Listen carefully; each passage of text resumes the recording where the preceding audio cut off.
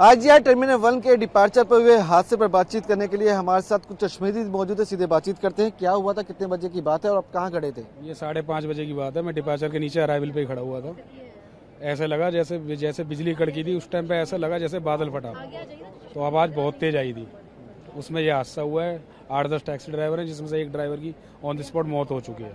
आप क्या काम करते हैं? मैं टैक्सी ड्राइवर हूँ। आप बाहर ही खड़े थे जब? जी। तो जब हादसा हुआ था तो उस वक्त आसपास किस तरह का माहौल था, क्या देखा था आपने? उस टाइम सुबह शांति होती है, इतनी भीड़ होती नहीं है, भीड़ भड़ाका। बारिश हो रही थी, क्या छत टपक रही थी? नहीं, छत नहीं टपक रही थी। बाकी तो एयरपोर्ट की तरफ से सब कुछ मजबूत था, लेकिन ये हादसा होना था तो हो गया। अच्छा, क्या देखा था सर आपने?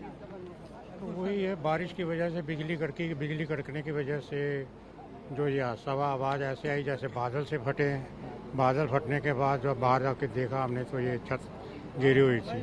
और पैसेंजर जो आते हैं यहाँ पे अपनी फ्लाइट लेने के लिए, वो गाड़ियों से उतर रहे थे। कुछ गाड़ियाँ खड़ी थी जो उतारने के लिए पैसेंजर को, वो गाड़ियाँ छत के नीचे दब गई। कुछ हादसे हुए, कुछ इंजर्ड हुए, 1-2 डेड भी हुए। बता रहे थे कि छत टपक रही थी, क्या ऐसा था? ऐसा छत टपकने वाला कोई ऐसा कुछ नहीं था। वो तो खैर कोई ऐसा इशू नहीं है। बाकी बारिश तो जो चल रही थी, बारिश के चलते बिजली कड़कने की वजह से जो हुआ है। मतलब ऐसा लगा कि बादल फट गया और जब आपने देखा तो छत गिरी हुई थी। बिल्कुल। बादल, आवाज़ ऐसी थी जैसे बादल फटने की आवाज़ आती है ना, जोर से बादल फटते ही हैं।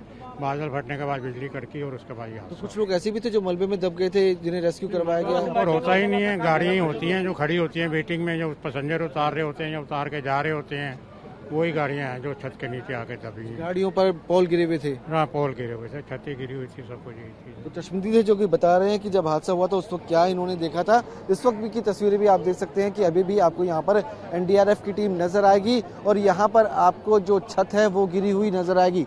देख सकते हैं कि लोहे के बड़े बड़े सरिये जो हैं वो आपको यहाँ पर गिरे हुए नजर आएंगे। बड़े बड़े पोल जो हैं वो यहाँ पर गिरे हुए नजर आएंगे। ये टर्मिनल 1 डिपार्चर की तस्वीरें हैं जहाँ पर ये हादसा हुआ है और यहाँ पर अभी एनडीआरएफ की टीम के द्वारा रेस्क्यू ऑपरेशन चलाया जा रहा है। बताया जा रहा है कि यहाँ पर 8 लोग जो हैं वो फंस गए थे।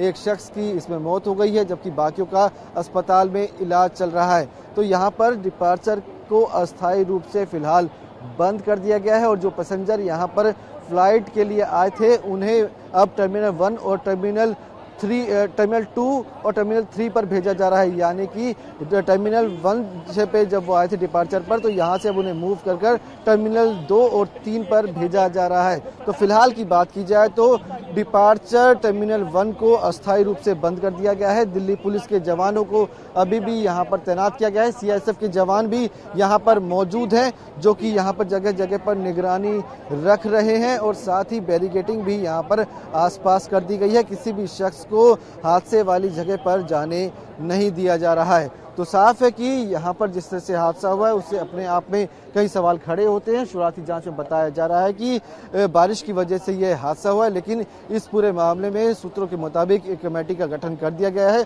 जो कि पूरे मामले की जांच करेगी और रिपोर्ट सौंपेगी। फिलहाल की बात की जाए तो टर्मिनल 1 डिपार्चर को अस्थायी रूप से बंद कर दिया गया है और जो लोग यहाँ पर फ्लाइट पकड़ने के लिए आए थे उन्हें टर्मिनल 2 और 3 पर भेजा जा रहा है। और फिलहाल यहाँ पर जो एनडीआरएफ की टीम है वो अपना काम करती हुई नजर आ रही है। कैमरा नदीम के साथ विवेक शर्मा, टीवी 9 भारतवर्ष, दिल्ली।